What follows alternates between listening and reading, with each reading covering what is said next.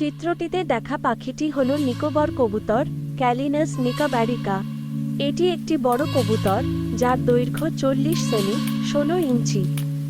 এর মাথা ধূসর, উপরের ঘাড়ের পালকের মতো, যা সবুজ এবং তামার রঙের ঘাড়ের পালকে পরিণত হয়।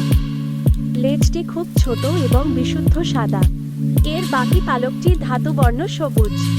নিকোবর কবুতর ভারতের নিকোবর দ্বীপপুঞ্জ থেকে দক্ষিণ পশ্চিম উপদ্বীপ, Thailand, Malaysia, Vietnam, Indonesia, Philippines, Solomon এবং পালাও পর্যন্ত বিস্তৃত অঞ্চলে পাওয়া যায়।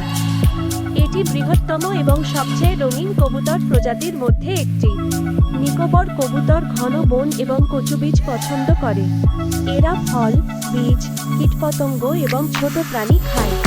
নিকোবর কবুতর আন্তর্জাতিক প্রকৃতি সংরক্ষণ সংস্থা (IUCN) দ্বারা আপেক্ষিকভাবে কম ঝুঁকিপূর্ণ প্রজাতি হিসেবে শ্রেণীবদ্ধ করা হয়েছে।